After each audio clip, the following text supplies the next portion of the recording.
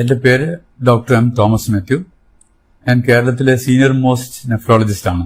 Medical കോളേജിൽ നിന്ന് retire ചെയ്തതിനു ശേഷം ഇപ്പോൾ കോഴിക്കോട് ബേബി മെമ്മോറിയൽ ഹോസ്പിറ്റലിൽ വർക്ക് ചെയ്യുകയാണ്. നമുക്കറിയാം, പ്രമേഹം അഥവാ ഡയബറ്റിസ് കാലാകാലങ്ങളായി മനുഷ്യ ജീവിതത്തെ നിശബ്ദമായി കൊല്ലുന്ന ഒരു രോഗമാണ്. ക്രിസ്തുവിന് മുമ്പ് 1500 BC മുതൽ ഈ രോഗം അറിയപ്പെട്ടിരുന്നു. എന്നാൽ 19ാം നൂറ്റാണ്ടിന്റെ മധ്യത്തിലാണ് അതിനെപ്പറ്റി ആധികാരികമായ മനുഷ്യർ പഠിക്കുന്നതിനും ചികിത്സ ആരംഭിക്കുന്നതിനും സാധിച്ചിട്ടുള്ളത്. നാം അറിയേണ്ട ഒരു പ്രധാന കാര്യം, വർഷങ്ങളായി അറിയുന്ന ഒരു രോഗമാണെങ്കിലും അത് എങ്ങനെ കൺട്രോൾ ചെയ്യണമെന്നോ അതിനെ എങ്ങനെ തടുക്കണമെന്നോ അതിന്റെ പാർശ്വഫലങ്ങൾ വരാതെ എങ്ങനെ നോക്കണമെന്നോ ഇന്നും ജനങ്ങൾക്ക് അറിയില്ല. ഇതൊരു വിരോധാഭാസമാണ്.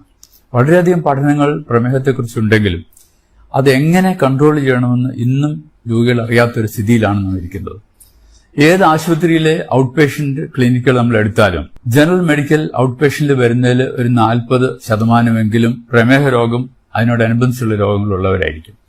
ഒരു സർജിക്കൽ സൈഡിലാണെങ്കിൽ അതിലും കാണാം 40-50%. അല്ല, ഇനി സ്പെഷ്യാലിറ്റി ക്ലിനിക്കിലാണെങ്കിലോ കാർഡിയോളജി, ന്യൂറോളജി അല്ലെങ്കിൽ നെഫ്രോളജിക്കാണെങ്കിൽ 60% രോഗികൾക്കും പ്രമേഹമായി ബന്ധപ്പെട്ട പ്രശ്നങ്ങളുമായിട്ടാണ് അവർ വരുന്നതെന്ന് നമ്മൾ കാണുന്നത്. ഇതെന്തുകൊണ്ടാണ് ഇത്രയും വിദ്യാഭ്യാസവും ഇത്രയും ലോകജ്ഞാനവും ഇത്രയും രോഗങ്ങളെപ്പറ്റിയുള്ള വിവരമുള്ള ഒരു ജനതയ്ക്ക് ഇതെന്തുകൊണ്ടാണ് ഇങ്ങനെ സംഭവിക്കുന്നതെന്ന് നാം ആലോചിക്കാറുണ്ട്. അധികം പേരും പറയും, രോഗമൊന്നുമില്ല, ഇപ്പോൾ ഒരു തലവേദനയായി ഡോക്ടർ നോക്കിയപ്പം പ്രഷർ ഉണ്ടെന്ന് പറഞ്ഞു, പിന്നെ ടെസ്റ്റ് ചെയ്യുമ്പോൾ കിഡ്നിക്ക് കേടുണ്ടെന്ന് പറഞ്ഞു. അപ്പോൾ ഷുഗർ ഉണ്ടോ നിങ്ങൾക്ക്? ഷുഗർ ഇല്ല, പക്ഷെ പണ്ടൊക്കെ കുറച്ച് ബ്ലഡ് ഷുഗർ കുറച്ച് അധികമുണ്ട്, എന്തെങ്കിലും മരുന്ന് കഴിക്കണ്ടോ? മരുന്നൊന്നുമില്ല, ഭക്ഷണത്തിൽ കൺട്രോളാണ്. ഇവിടെ ഇതാണ് സ്ഥിതി.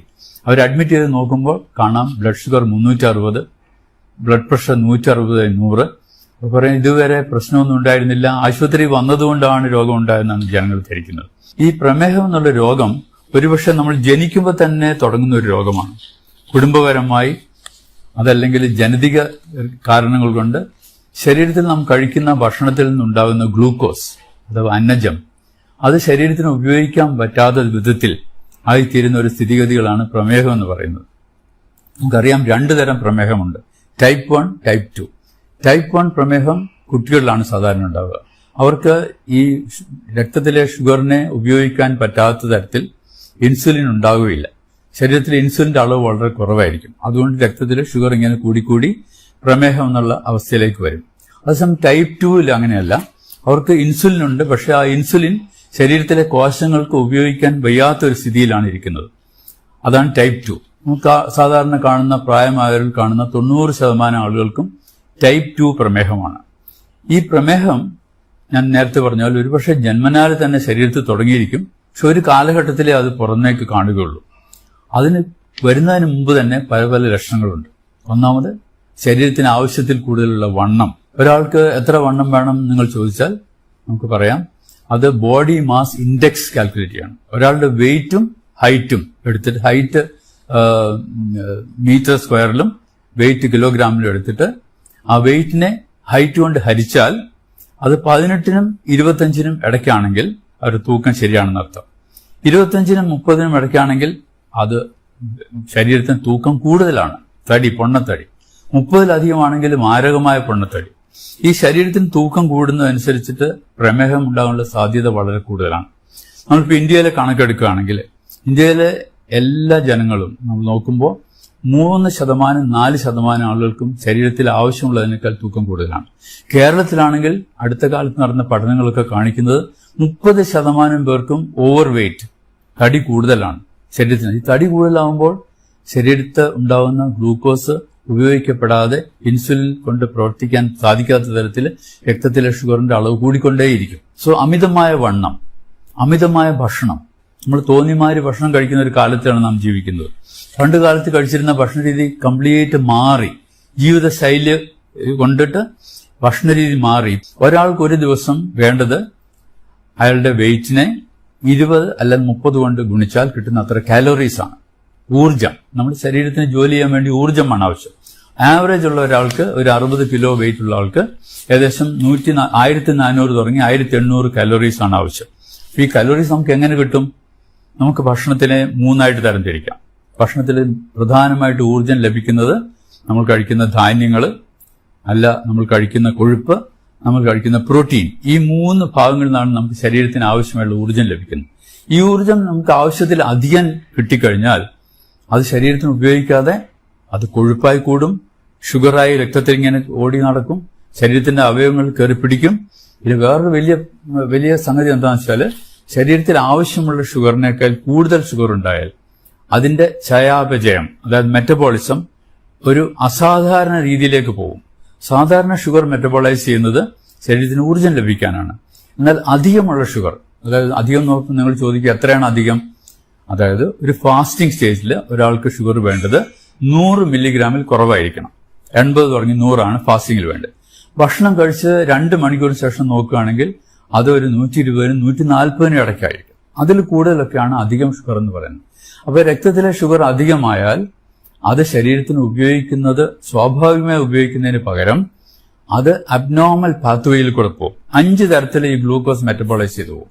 അത് ഈ 5 തരത്തിൽ പോകുന്ന മെറ്റബോളിസം ശരീരത്തിന് ഉപയോഗമില്ലാതെ ശരീരത്തിന് കേട് വരുത്തുന്ന രീതിയിലാണ് ആ മെറ്റബോളിസം നടത്തുന്നത്. അപ്പോൾ എന്ത് പറ്റും? ഈ ഷുഗർ ശരീരത്തിന് ഉപയോഗിക്കാതെ കൊഴുപ്പായി ലിവറിലേക്ക് പോയി അടിയും. ഫാറ്റി ലിവർ ഉണ്ടാവും. കൂടാതെ ഈ മെറ്റബോളിസം തെറ്റി വരുന്ന അസാധാരണമായുള്ള മെറ്റബോളിസം കൊണ്ടിട്ട് അതിലുണ്ടാവുന്ന ഘടകങ്ങൾ ശരീരത്തിലെ രക്തക്കുഴലിനെയും കോശങ്ങളെയും ഒക്കെ മാരകമായി അഫക്റ്റ് ചെയ്യും. അങ്ങനെ വലിയ രക്തക്കുഴലുകൾക്കും ചെറിയ രക്തക്കുഴലുകൾക്കും ഒക്കെ കേടുവന്ന് കാലക്രമേണ ആ ഒരു രോഗമായി മാറുകയാണ് ചെയ്യുന്നത്. ഈ ഷുഗർ കൂടിയുണ്ട്. ആവശ്യത്തിലധികം ഷുഗർ ശരീരത്തിലുണ്ടായാൽ അത് ശരീരത്തിന് ദോഷമാണ് എന്നുള്ള വാസ്തവം നമ്മൾ എപ്പോഴും അറിഞ്ഞിരിക്കും. ഷുഗർ കുറയ്ക്കുന്നത് ശരീരത്തിന് ആവശ്യമുള്ള ഊർജം കിട്ടാൻ വേണ്ടി മാത്രമുള്ള ഭക്ഷണം കഴിക്കുക. ഇപ്പോൾ ഒരു 1600 കാലറി വേണമെങ്കിൽ അത് ഒരു 3 തവണയായിട്ട് അത് ഡിവൈഡ് ചെയ്യണം. രാവിലെ ഒരു 350-400 കലോറി, രാത്രി അതുപോലെ 350-400 കലോറി, ഉച്ചയ്ക്ക് അതിന് ബാക്കിയുള്ള ഭക്ഷണം ക്രമീകരിക്കാൻ ലോക ആരോഗ്യ സംഘടനയും ഡയബറ്റിക് അസോസിയേഷനും ഒക്കെ കൂടി തീരുമാനിച്ചിരിക്കുന്ന ഒരു ഫുഡ് പ്ലേറ്റ് ഉണ്ട്. ആ ഫുഡ് പ്ലേറ്റ് എന്ന് പറഞ്ഞാൽ നമ്മൾ സാധാരണ ഒരു പ്ലേറ്റ് എടുത്താൽ അത് 4 നമ്മൾ ഡിവൈഡ് ചെയ്യണം, മാനസികമായി ഡിവൈഡ് ചെയ്യണം. അതിന്റെ പകുതി ഭാഗം പച്ചക്കറികൾ മാത്രമേ പാടുള്ളൂ. ആ പകുതി ഭാഗത്തിൽ അതിന്റെ പകുതി, അതായത് 1/4 ഭാഗം വേവിച്ച പച്ചക്കറികളും 1/4 ഭാഗം വേവിക്കാത്ത പച്ചക്കറികളും. അപ്പൊ 1/2 ഭാഗം അങ്ങനെ പോയി. മറ്റേ 1/2 ഭാഗത്ത് അതിന്റെ 1/4 ഭാഗത്തിൽ പ്രോട്ടീൻ അടങ്ങിയ സംഗതികൾ, അത് ഒന്നില് പയറ്, കടല, പരിപ്പ്, അല്ലെങ്കിൽ മീനോ അല്ലെങ്കിൽ മുട്ടയോ അതല്ലെങ്കിൽ ഇറച്ചിയോ. അതിന്റെ മറ്റേ 1/4 ഭാഗത്ത് ധാന്യങ്ങൾ, അതായത് 1 കപ്പ് ചോറ് അല്ലെങ്കിൽ 1 ചപ്പാത്തി അല്ലെങ്കിൽ 1 ദോശ അല്ലെങ്കിൽ 2 ഇഡ്ഡലി. അപ്പോൾ ആ ഫുഡ് പ്ലേറ്റിൽ അടങ്ങുന്ന സാധനം മെജോറിറ്റി പച്ചക്കറികളാണ്. ഈ പച്ചക്കറികളിൽ കാലറീസ് വളരെ കുറവാണ്. 100 ഗ്രാം പച്ചക്കറിക്ക് 15 കാലറി ഉണ്ടാവുള്ളൂ. അതേസമയം 100 ഗ്രാം ചോറിന് 350 കാലറിയാണ്. 1 ചപ്പാത്തിക്ക് ഏകദേശം 100 കാലറിയാണ്. 1 ദോശയ്ക്ക് 100-150 കലോറി. ഒരു മസാല ദോശയാണെങ്കിലോ 250 കലോറിയാവും. അപ്പൊ അത് നമ്മൾ അധികമായി കഴിക്കാതെ അതിന് പകരം കൂടുതൽ പച്ചക്കറികളും കുറച്ച് ധാന്യവും കുറച്ച് പ്രോട്ടീൻ അഥവാ മത്സ്യം അല്ലെങ്കിൽ മാംസം, പച്ചക്കറി കഴിക്കുന്നവർക്കാണെങ്കിൽ പയറ്, കടല, പരിപ്പ്, അങ്ങനെ ഫുഡ് പ്ലേറ്റ് നമ്മൾ 3 നേരത്തെ ഭക്ഷണം കഴിക്കുമ്പോൾ ആ പ്രിൻസിപ്പിൾ സ്വീകരിച്ചാൽ നമ്മുടെ ഷുഗർ കൂടാതിരിക്കും.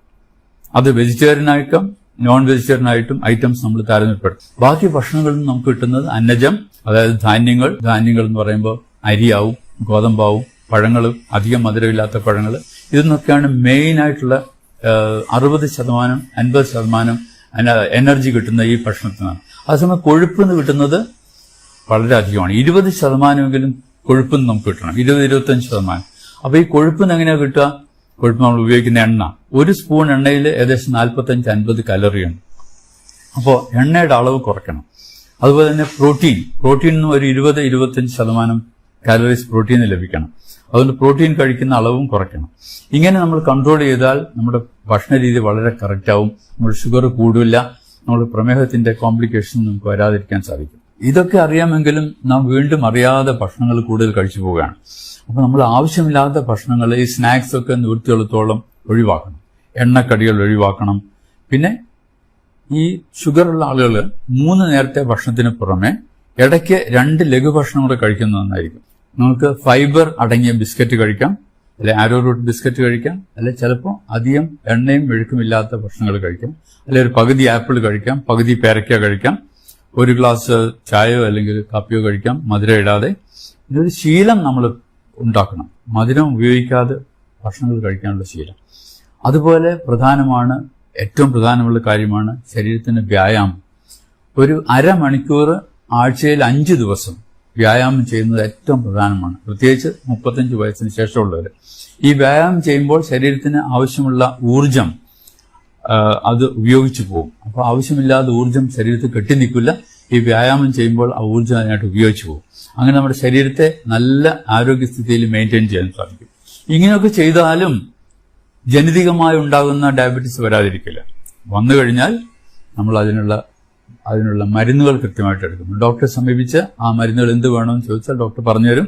അതനുസരിച്ച് മരുന്ന് ഉപയോഗിക്കാം, ഗുളികൾ ഉപയോഗിക്കാം. അത് പോരാതെ വരികയാണെങ്കിൽ വരുന്ന സന്ദർഭങ്ങളിൽ നമുക്ക് ഇൻസുലിൻ ഉപയോഗിക്കാം. അങ്ങനെ ഷുഗർ കൺട്രോൾ ചെയ്യാം. അപ്പോൾ നിങ്ങൾ ചോദിക്കും, ഷുഗർ കൺട്രോൾ ചെയ്യാൻ ഭക്ഷണം മാത്രം നോക്കിയാൽ പോരാ. ഭക്ഷണത്തിന് ഒരു പരിധിവരെ മാത്രമേ ഷുഗറിനെ കൺട്രോൾ ചെയ്യാൻ പറ്റുള്ളൂ. അതിൽ കൂടുതൽ കൺട്രോൾ വേണമെങ്കിൽ മരുന്ന് വേണം എന്നുള്ളത് തീർച്ചയാണ്. ആ മരുന്നിന് പുറമെ വ്യായാമം, റെഗുലർ ചെക്കപ്പ് ഇതൊക്കെ വേണം. ആഴ്ചയിൽ 1 പ്രാവശ്യമെങ്കിലും രക്തത്തിലെ ഷുഗർ ടെസ്റ്റ് ചെയ്യണം. അതനുസരിച്ചിട്ട് മരുന്നുകളുടെ അളവ് വ്യത്യാസപ്പെടുത്താം. അതുകൊണ്ട് ഈ പ്രമേഹം കൊണ്ടിട്ട് ബാക്കി കോംപ്ലിക്കേഷൻ വരാതെ നമ്മൾ ശ്രദ്ധിക്കണം. ശരീരത്തിന്റെ എല്ലാ അവയവങ്ങളെയും, എല്ലാ ഭാഗങ്ങളെയും, ആന്തരിക ഭാഗങ്ങളെയും ബാഹ്യമായിട്ടുള്ള ഭാഗങ്ങളെയും മുഴുവൻ മാരകമായി പിടിക്കുന്ന ഒരു രോഗമാണ് പ്രമേഹം. പക്ഷെ ഒരാൾക്ക് ഇതെല്ലാം വരണമെന്നില്ല. ചില ആളുകൾക്ക് ഒരു പക്ഷേ കിഡ്നിയുടെ രോഗമായിരിക്കും കൂടുതൽ, വേറൊരാൾക്ക് ഹൃദയരോഗത്തിനായിരിക്കും കൂടുതൽ, വേറൊരാൾക്ക് ഞരമ്പിന്റെ രോഗമായിരിക്കും കൂടുതൽ. അപ്പോൾ ആർക്കാണ് എന്താണ് വരിക എന്നുള്ളത് നമുക്ക് തിരിച്ചപ്പെടുത്താൻ പറ്റില്ല. പക്ഷെ ഒരു കുടുംബത്തിൽ ഒരു വ്യക്തിക്ക് ഷുഗർ വന്നിട്ട് കിഡ്നി സംബന്ധിച്ച രോഗമുണ്ടെങ്കിൽ മറ്റു ആളുകൾക്കും ആ രോഗം വരാൻ, കിഡ്നി സംബന്ധിച്ചുള്ള രോഗം വരാൻ സാധ്യതയുണ്ടെന്ന് നാം അറിഞ്ഞിരിക്കണം. അതുപോലെ തന്നെ ഒരാൾക്ക് കാലിലെ ഞരമ്പിന് കേടുവന്ന് ഒരു വിരൽ മുറിക്കുകയൊക്കെ ചെയ്യേണ്ടി വന്നാൽ നാം അങ്ങനെ ആളുകളെ കാണാറുണ്ട്. അവരുടെ കുടുംബത്തിലുള്ള മറ്റാളുകൾക്കും ഇങ്ങനെ വരാൻ സാധ്യതയുണ്ടെന്ന് നാം പറഞ്ഞിരിക്കണം. ഇപ്പോൾ ഉള്ള കണക്കനുസരിച്ചിട്ട് നമ്മുടെ ലോകത്തിലെ ഇന്ത്യ രാജ്യത്തിനാണ് 2ാം സ്ഥാനം ഷുഗറുള്ള ആളുകളുടെ. ആ ഇന്ത്യ രാജ്യത്തിൽ തന്നെ കേരളത്തിലാണ് 1ാം സ്ഥാനം. ഇതെന്തുകൊണ്ട് ഇങ്ങനെ വരുന്നു എന്നുള്ളതിന് ഒരുപാട് പഠനങ്ങളുണ്ട്. ഒരുപക്ഷെ നമ്മുടെ ജനിതക മാറ്റം കൊണ്ടായിരിക്കാം, അല്ലെങ്കിൽ നമ്മുടെ ജീവിത ശൈലി മാറ്റങ്ങൾ കൊണ്ടായിരിക്കാം, അല്ലെങ്കിൽ അടുത്ത കാലങ്ങളിലുണ്ടായ ഫുഡ് ഹാബിറ്റ്സിന്റെ മാറ്റങ്ങൾ കൊണ്ടായിരിക്കാം. അപ്പോൾ ഇങ്ങനെ വരുന്ന ഷുഗർ ഭാവിയിൽ ഈ ഇൻസുലിനൊക്കെ ഉള്ളതുകൊണ്ട് ജീവിത ദൈർഘ്യം കൂടും. ജീവിത ദൈർഘ്യം കൂടുന്തോറും ഈ രോഗത്തിന്റെ കോംപ്ലിക്കേഷൻ കൂടുതൽ വന്നുകൊണ്ടിരിക്കുകയാണെന്ന് നാം മറക്കരുത്. അപ്പോൾ ഈ കോംപ്ലിക്കേഷൻ വരാതിരിക്കണമെങ്കിൽ കൃത്യമായി നമ്മളിതൊക്കെ നോക്കി വെച്ചിരിക്കണം. ഏതൊരു പ്രായം ആയ ആളും, 30 വയസ്സിന് കഴിഞ്ഞ ആളും വർഷത്തിൽ ഒരിക്കലെങ്കിലും അവരുടെ ബ്ലഡ് ഷുഗർ നോക്കണം. ബ്ലഡ് ഷുഗർ നോക്കുമ്പോൾ അത് വേണ്ടതിലധികമാണെന്ന് കണ്ടാൽ തീർച്ചയായും ഡോക്ടറെ സമീപിച്ച് അവരുടെ വെയിറ്റ് മനസ്സിലാക്കണം. വെയിറ്റ് അനുസരിച്ചിട്ട് അത് ക്രമീകരിക്കണം, ഭക്ഷണ രീതി ക്രമീകരിക്കണം. നാം ഒന്ന് രണ്ട് നമ്പേഴ്സ് ഓർത്തിരിക്കുന്ന എപ്പോഴും നല്ലതാണ്. Number 30, number 40, number 70, number 80, number 90. നമ്മൾ ചോദിക്കും ഇതെന്താ നമ്പർ? നമ്മുടെ 40 എന്ന് പറഞ്ഞാൽ ആണുങ്ങളുടെ കഴുത്തിന്റെ ചുറ്റളവാണ്. കഴുത്തിന്റെ ചുറ്റളവ് 40 കൂടിയാൽ പ്രമേഹം വരാനുള്ള സാധ്യത കൂടുതലാണ് ചുരുക്കം. അത് സ്ത്രീകൾക്കാണെങ്കിൽ 30 ഇഞ്ച് കൂടുതലാണെങ്കിൽ അതും പ്രമേഹം വരാൻ സാധ്യതയാണ്. പിന്നെ നിങ്ങൾ ചോദിക്കുക എന്താ 70% ആളുകൾക്കും പ്രമേഹമുള്ളവർക്ക് കോംപ്ലിക്കേഷൻസ് വരും. അപ്പോൾ ഒരു പ്രമേഹമുള്ള ആൾക്ക് കോംപ്ലിക്കേഷൻ ഉണ്ടാകാൻ സാധ്യത വളരെ കൂടുതലാണെന്ന് ഓർക്കണം. 80 എന്താ? 80 എന്ന് പറഞ്ഞാൽ നമ്മുടെ വയറിന്റെ ചുറ്റളവ്, പുക്കിളിന്റെ സൈഡിൽ കൂടി വയറിന്റെ ചുറ്റും ഒന്ന് മെഷർ ചെയ്താൽ 80 സെന്റിമീറ്റർ സ്ത്രീകൾക്കും 90 സെന്റിമീറ്റർ ആണുങ്ങൾക്കും. അത് കൂടുതലാണെങ്കിൽ അവർക്ക് പ്രമേഹം ഉണ്ടാകാനുള്ള സാധ്യത വളരെ കൂടുതലാണ്. അവരുടെ തടി വളരെ കൂടുതലാണെന്ന് നാം ഓർക്കണം. 90 കൂടുതലുള്ള പുരുഷന്മാരും 80 കൂടുതലുള്ള സ്ത്രീകളും വളരെ വളരെ വളരെ ശ്രദ്ധിക്കണം. അത് കുറയ്ക്കുന്നത് നമ്മുടെ ഭക്ഷണത്തിൽ കൂടിയും എക്സസൈസിൽ കൂടിയും ഒക്കെയാണ്. അതിന് ബുദ്ധിമുട്ടുള്ള കാര്യമല്ല. കൂടാതെ വേറെ ചില നമ്പേഴ്സ് നമ്മൾ ഓർക്കണം. രക്തസമ്മർദ്ദം, പ്രമേഹം ഒക്കെ കൂട്ടാളികളാണ്, ഒരുമിച്ചാണ് അവർ പോവുക. 30 വയസ്സ് കഴിഞ്ഞാൽ തീർച്ചയായും രക്തസമ്മർദ്ദം നമ്മൾ നോക്കിയിരിക്കണം. അതൊരു നിശബ്ദ കൊലയാളിയാണ്. യാതൊരു സൈൻസും സിംറ്റം ഇല്ലാതെ പെട്ടെന്ന് ഒരു ദിവസം ബ്രെയിൻ അറ്റാക്ക് വരും, അല്ലെങ്കിൽ ഹാർട്ട് അറ്റാക്ക് വരും, അല്ലെങ്കിൽ കിഡ്നി ഫെയിൽ ചെയ്യും. അപ്പോഴാണ് അറിയുന്നത് പ്രഷർ 200/120 ആണെന്നുള്ള കാര്യം. നോർമലായിട്ട് ഒരാൾക്ക് 140/80 ആണ് ബ്ലഡ് പ്രഷർ. അതിൽ കൂടുതലുണ്ടെങ്കിൽ അതിന്റെ കാരണം എന്താണെന്നും അതിന്റെ ട്രീറ്റ്മെന്റ് എന്താണെന്നും നമ്മൾ തീരുമാനിക്കും. ഇപ്പൊ ആശുപത്രിയിൽ പോകുമ്പോൾ നമ്മൾ കാണുന്ന രോഗികൾ വരും.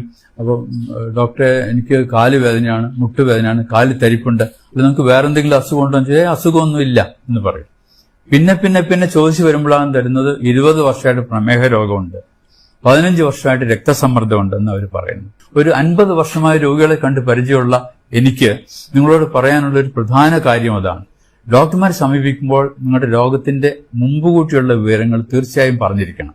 അതല്ലെങ്കിൽ ചികിത്സ തെറ്റും, മരുന്ന് തെറ്റും, ഡോക്ടർ കൺക്ലൂഷൻ തെറ്റിപ്പോകും. അത് നിങ്ങൾക്ക് തന്നെ ബുദ്ധിമുട്ടാവും. അപ്പോൾ അവനവർക്കുള്ള രോഗത്തെപ്പറ്റി നാം അറിഞ്ഞിരിക്കണം. അത് മറ്റുള്ള ഡോക്ടർമാരടുത്ത് പറയാൻ മടി കാണിക്കരുത്. ഡോക്ടർ ഇങ്ങനെ ചോദിച്ച് സമയം എടുത്തിട്ട് കണ്ടുപിടിക്കുന്ന ഒരു കാര്യമല്ല. നമ്മുടെ രോഗത്തെപ്പറ്റി, നമ്മുടെ ശരീരത്തിന്റെ സ്ഥിതിയെപ്പറ്റി നമ്മൾ എപ്പോഴും ബോധവാന്മാരായിരിക്കണം. പിന്നെ നാം അറിയണം, ഈ പ്രമേഹം എത്ര സൂക്ഷിച്ചാലും കുറച്ച് കൂടുതലായി വരുന്ന രോഗമാണ്. 60% ആളുകൾക്കും കിഡ്നി രോഗം ആയി മാറാം. കിഡ്നി രോഗം പ്രമേഹത്തിന്റെ കൂടെ വരാം. Diabetic nephropathy. 50% ആളുകൾക്കും ഹാർട്ട് ഡിസീസ് വരാം.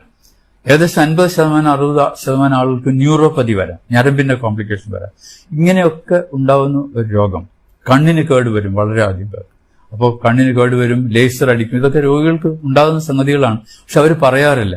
പിന്നെ ചോദിച്ചു വരുമ്പോൾ ആ കണ്ണിന് ലേസർ അടിച്ചിരുന്നു 2 വർഷം മുമ്പെന്ന് പറയും. അപ്പോൾ അന്നേ ഷുഗർ ഉണ്ടെന്നുള്ള കാര്യം അവർ മറന്നുപോകുന്നു. ആ ഷുഗറിനെ കൺട്രോൾ ചെയ്യുന്ന കാര്യം മറന്നുപോകുന്നു. ഡോക്ടർമാർ പറയും നിങ്ങൾ ശരിക്കും ഷുഗർ കൺട്രോൾ ചെയ്യണം. എന്നാൽ എങ്ങനെ കൺട്രോൾ ചെയ്യണമെന്ന് അവർക്ക് അറിയുന്നില്ല. ഭക്ഷണത്തിൽ ക്രമീകരിക്കുക, എക്സസൈസ് ചെയ്യുക, വെയിറ്റ് കുറയ്ക്കുക, ഈ പ്രധാന കാര്യങ്ങളെല്ലാം നമ്മൾ സൂക്ഷിച്ചാൽ കൂടുതൽ കോംപ്ലിക്കേഷൻ ഇല്ലാതെ ഡയബറ്റീസിനോട് കൂടി ഒരു സുഗമമായ ജീവിതം നയിക്കാൻ സാധിക്കും. നമുക്ക് മനസ്സിലായെന്ന് കരുതുന്നു. Thank you very much.